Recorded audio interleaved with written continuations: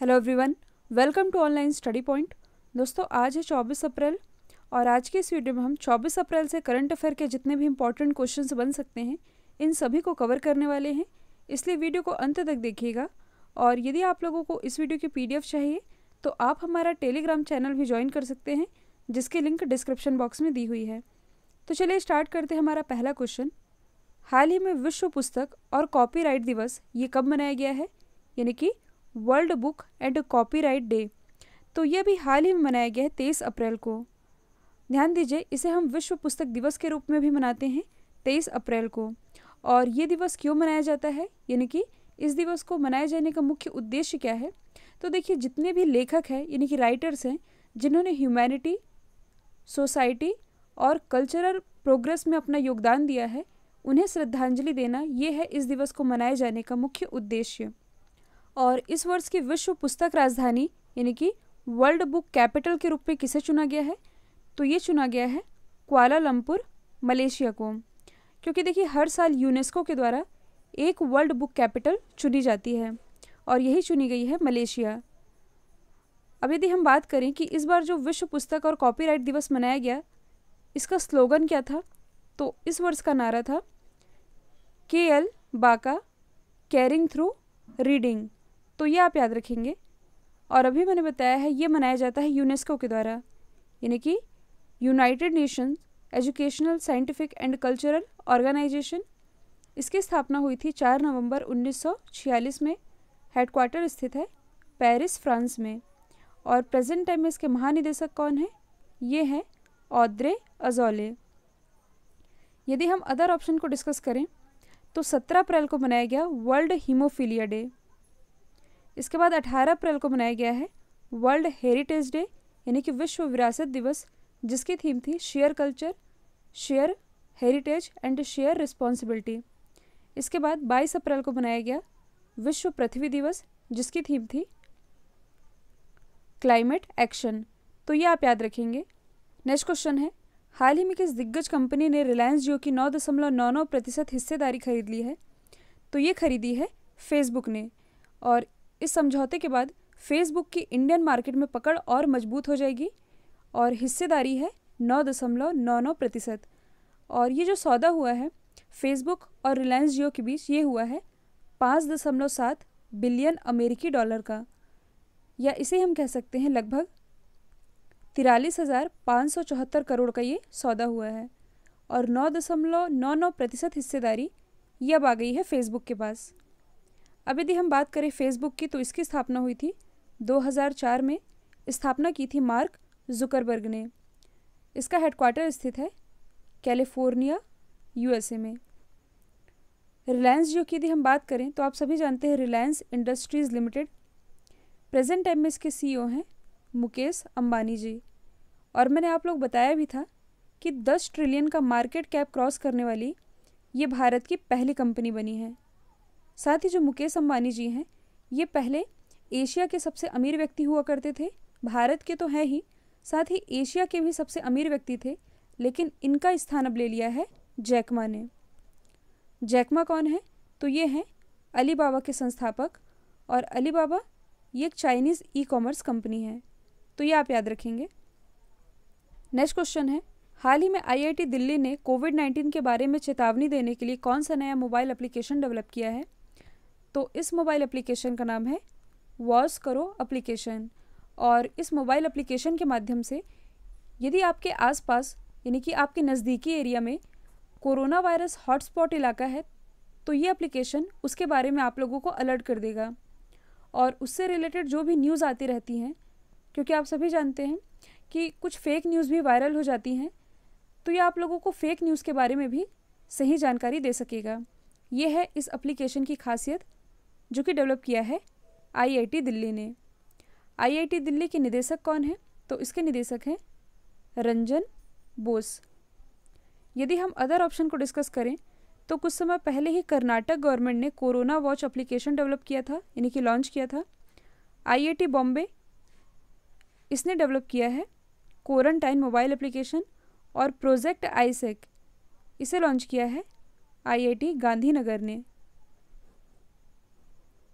Next question है, international motorcycle manufacturers association, या इसे हम कहते हैं IMMA, इसके नए अध्यक्ष कौन बने हैं? तो ये भी हाल ही में बन गए हैं राकेश शर्मा। और राकेश शर्मा ये किन का स्थान लेंगे? तो ये स्थान लेंगे जोहान्स लोमन का। जो राकेश शर्मा हैं ये पहले IMMA के उपाध्यक्ष के रूप में कार्य कर रहे थे, लेकिन अब 2 साल के लिए इन्हें अध्यक्ष का पदभार दे दिया गया है। तो ये आप याद रखेंगे। अब यदि हम बात करें IMMA की, तो इसकी स्थापना हुई थी 1947 में। हेडक्वार्टर स्थित है जेनेवा, स्विट्ज़रलैंड में। अब यदि हम अदर ऑप्शन को डिस्कस करें तो कल मैंने आप लोग बताया था डेविड ली के बारे में। डेविड ली जिन्हें हुवेई इंडिया के नए CEO के रूप में नियुक्त किया गया है। कपिल देव त्रिपाठी, तो ये भी हाल ही में हमारे राष्ट्रपति रामनाथ कोविंद जी के नए सचिव बने हैं। नेक्स्ट क्वेश्चन है, हाल ही में जारी the world press freedom index 2020 में भारत कौन से स्थान पर रहा है? तो इस इंडेक्स में भारत रहा है 142वें स्थान पर।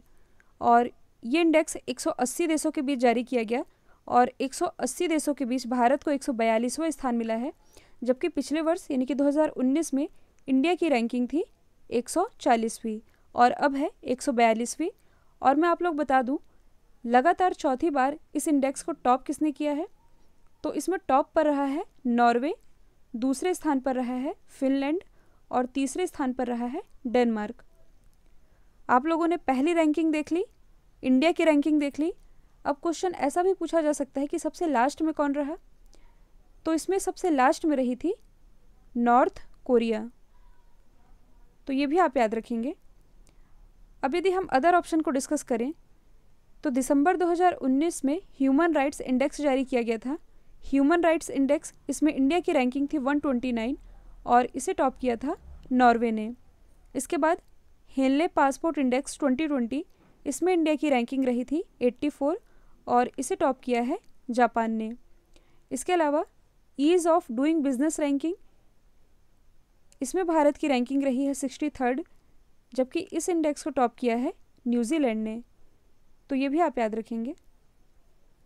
नेक्स्ट क्वेश्चन है, हाल ही में बैडमिंटन वर्ल्ड फेडरेशन के IM बैडमिंटन जागरूकता अभियान के लिए ब्रांड एम्बेसडर किसे चुना गया है?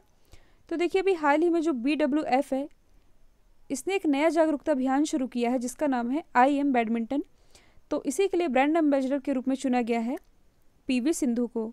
जो PV सिंधु है ये इसी बैडमिंटन वर्ल्ड फेडरेशन में गोल्ड जीतने वाली पहली भारतीय एथलीट बनी थी। अब यदि हम बात करें कि इसकी स्थापना कब हुई थी, तो बैडमिंटन वर्ल्ड फेडरेशन की स्थापना हुई थी 1934 में। हेडक्वार्टर स्थित है कुआलालंपुर, मलेशिया में। और यदि आप करंट से रिलेट करेंगे तो मैंने आप लोग बताया था कि हाल ही में PV सिंधु के ऊपर एक किताब लिखी गई है। किताब का नाम है shuttling to the top, the story of PV Sindhu. और ये किताब किसके द्वारा लिखी गई है? तो इसके राइटर हैं V कृष्णा स्वामी। नेक्स्ट क्वेश्चन है, भारत की सबसे बड़ी IT कंपनी जिसका नाम है TCS यानी कि टाटा कंसल्टेंसी सर्विस, ये किस देश का पहला पूर्ण डिजिटल बैंक लॉन्च करेगी? तो ये लॉन्च करेगी इजराइल देश का पहला पूर्ण डिजिटल बैंक। कब करेगी? तो ये करेगी 2021 में। जो इजरायली वित्त मंत्रालय है इसने बैंकिंग सेवा ब्यूरो का निर्माण करने के लिए TCS को चुना है, जिसका मकसद है कि उसके बैंकिंग क्षेत्र में बदलाव लाया जा सके। और करीब 40 वर्ष में इजराइल में बैंकिंग लाइसेंस पाने वाला ये पहला बैंक बना है, इसलिए ये आप याद रखेंगे। हम बात कर रहे हैं इजराइल की, तो इजराइल की कैपिटल क्या है? ये है जेरूसलम। और देखिए यदि आप लोगों को याद हो तो मैंने कुछ समय पहले आप लोग बताया था कि कुछ समय पहले ही इजराइल ने अपना पहला चंद्रयान मिशन लॉन्च किया था जिसका नाम था बैरेसेट, जो कि फेल हो गया था। और इसके पहले चंद्रयान मिशन को लॉन्च किया गया था स्पेस एक्स के द्वारा। स्पेस एक्स जो कि एलन मस्क की कंपनी है अमेरिका में, और ये फेल हो गया था। तो ये भी आप याद रखेंगे। नेक्स्ट क्वेश्चन है, किस राज्य में शिक्षकों की भर्ती में ST वर्ग को यानी कि शेड्यूल्ड ट्राइब्स कैटेगरी को 100% आरक्षण अमान्य घोषित कर दिया गया है? तो ये घोषित किया है आंध्र प्रदेश में टीचर्स की भर्ती में। किस कैटेगरी को? ST कैटेगरी को। देखिए दरअसल आंध्र प्रदेश उच्च न्यायालय के आदेश के खिलाफ एक अपील दायर की गई थी और अपील दायर किए जाने के बाद यह जो मुद्दा है ये सुप्रीम कोर्ट में पहुंच गया था। और इसके बाद अब ये फैसला आया है कि एसटी वर्ग को यानी कि शिक्षकों की भर्ती में एसटी वर्ग को 100% आरक्षण नहीं दिया जाएगा, ये अमान्य है। देखिए यहाँ पर हम बात कर रहे हैं आरक्षण की यानी कि रिजर्वेशन की। कई बार एग्जाम में पूछा जाता है कि आरक्षण का उल्लेख संविधान के किस अनुच्छेद में है, तो इसका उल्लेख है आर्टिकल 16 में। हम बात कर रहे हैं आंध्र प्रदेश की, तो आंध्र प्रदेश के अमरावती में ही भारत का 25वां उच्च न्यायालय खोला गया है, जिसके मुख्य न्यायाधीश हैं JK माहेश्वरी। आंध्र प्रदेश के मुख्यमंत्री कौन हैं? ये हैं जगन मोहन रेड्डी। गवर्नर हैं विश्वभूषण हरिचंदन। नेक्स्ट क्वेश्चन है, हाल ही में न्यू डेवलपमेंट बैंक या इसे हम कहते हैं NDB, इसने भारत को कितने बिलियन डॉलर की वित्तीय सहायता प्रदान करने की घोषणा की है?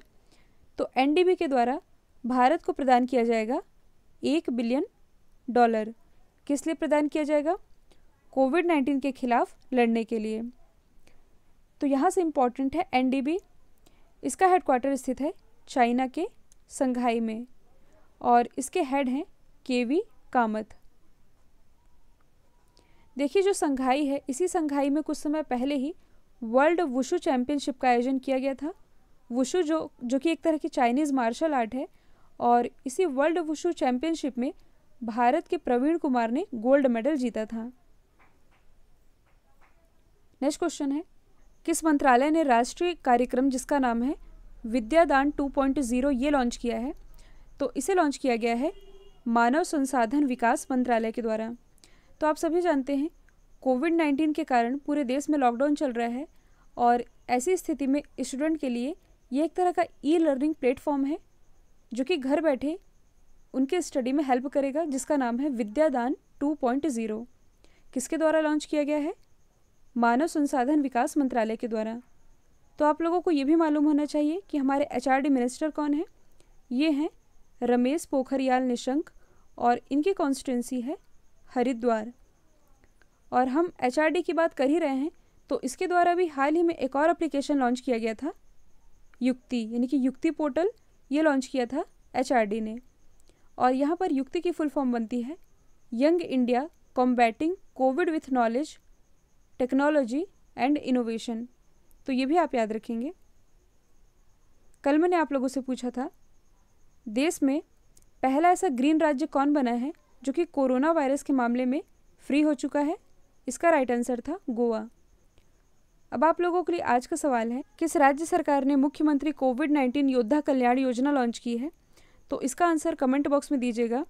और इस समय मैं देख रही हूँ आप लोग वीडियो बिल्कुल लाइक नहीं कर रहे हैं और शेयर तो बिल्कुल भी नहीं कर रहे हैं, इसलिए आज की इस वीडियो का टारगेट है 20,000 लाइक का।